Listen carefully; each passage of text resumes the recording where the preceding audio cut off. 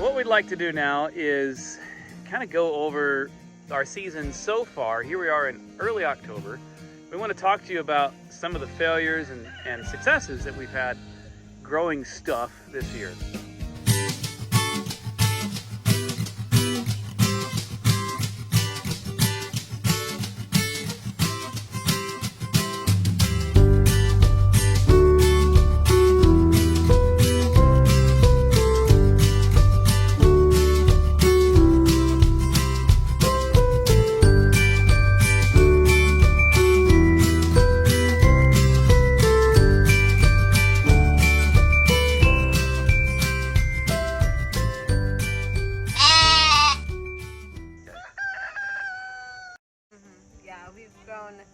We grew a lot this year. We did.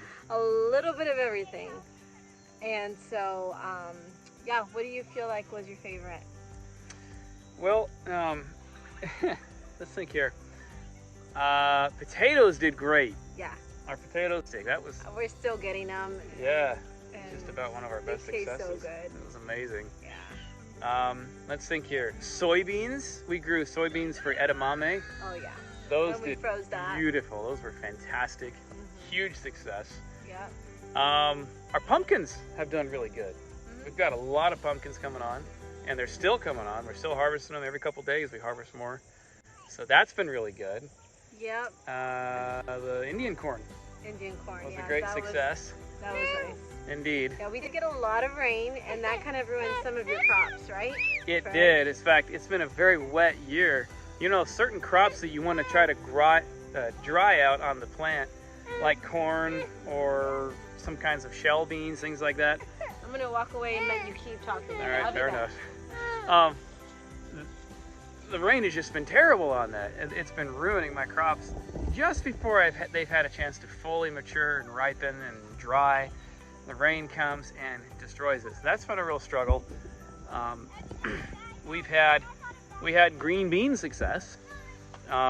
We wished we had grown more. Next year we're going to grow more green beans for sure. And my goodness, the peas we grew this spring, the peas were amazing, and we wished we'd grown a lot more peas. Yeah. Next year we're going to grow tons of peas. We were really sad to see those go, but I was very disappointed with tomatoes this year. Yeah. They did not do well. We got some, but it just wasn't what I was expecting. I was expecting to have all these tomatoes to can and all this stuff, but it really wasn't that great. Yeah, the area where we chose to grow them, I wish I had chosen a different area, because this area was high clay, compacted soil, tons of rocks, and I did work a lot of organic matter into the soil, and we fertilized it and did everything you're supposed to, but still just not able to overcome that compaction that happened in the soil over and over again. The frequent rains we had this year did help to loosen up the soil, but still wasn't quite enough. Next year we're going to do tomatoes different. We're going to do them right. Can you think of anything else, dear? Our flowers, I really enjoyed growing flowers. Hi, hon. There she is. Yeah, the flowers were really fun. We grew dahlias, we grew zinnias, marigolds. Yeah. And dahlias were a good success. The dahlias and zinnias were beautiful. We enjoyed them so much. You had sunflowers too. Yeah, sunflowers. Those are beautiful. Yeah.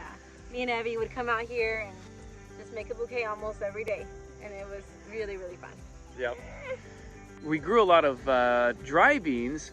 I tried like 16 or 17 different varieties of dry beans and had success with some, but most of them, they rotted in the pod because of all the rain we've been having. And so I kind of wish, the problem was that the plants it would have like 20% of them would be dry and 25% sort of getting there, and 25% starting to turn color, and then the other 25% still green. Maybe I should have just pulled the plants and hung them upside down. I've read about doing that in books, and you let it, dry beans. Oh yeah. And you kind of let it dry out on the plant. Maybe I should have done that. I just didn't think there'd be this much rain, but the rain destroyed my dry beans, almost all of them, unfortunately. Yeah. So, learning. What else? We did peppers.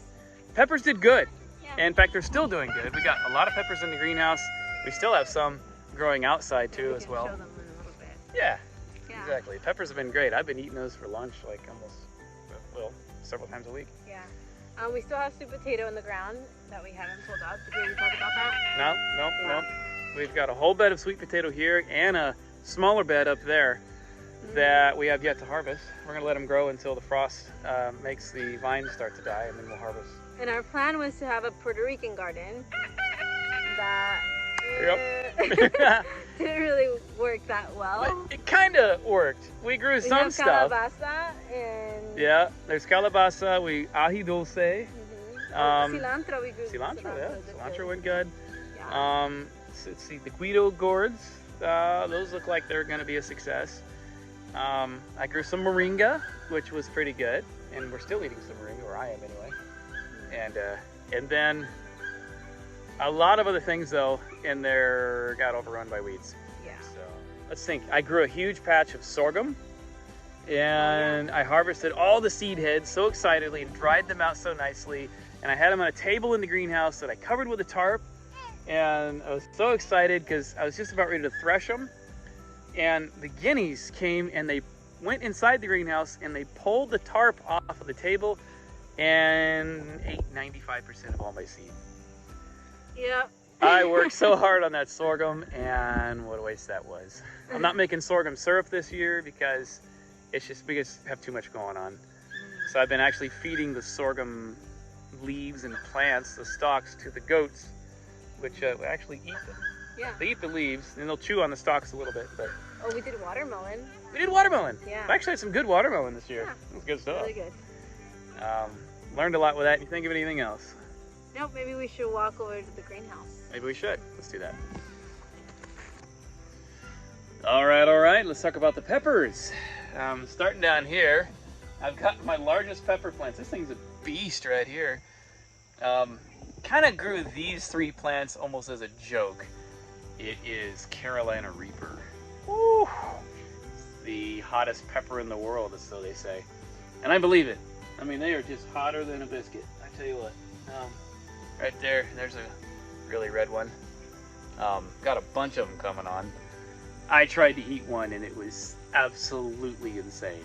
I ate part of one. I think I've probably eaten about half of one so far.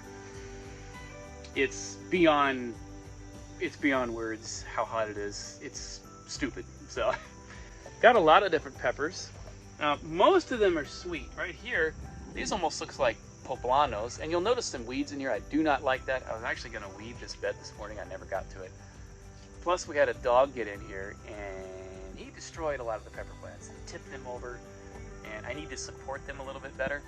So, at any rate, we're doing a walkthrough, so we'll show the peppers. They look like a poblano, but it's a different type.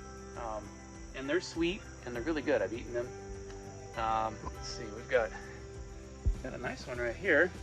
Let's see. There's a nice bell down there, nice red one. I really like to let bell peppers get red enough because they get really sweet, and I'll eat them green too, but it's just nice to have them sweet, you know. So, we'll work our way through here. Let's see. Right here is a pepper called a habanada. It's supposed to taste like a habanero, and yet it does not have the heat, which is interesting. They do taste like a habanero with no heat. Eaten quite a few of them. This right here is our habanero. There it is. There's our update. Indeed. And it's been a long time coming, and we hope to not take so long next time. Indeed. Thank you all for your interest and your support. And we'll just keep you posted. And hopefully, wherever you are in all of your homestead adventures, endeavors, dreams, whatever you got going on, that the Lord richly blesses you, and that He'll help you to reach your dreams and goals with homesteading, whatever that is, whether it's having a little garden or some big massive thing. He can do it. So, anyways, bye for now. Bye.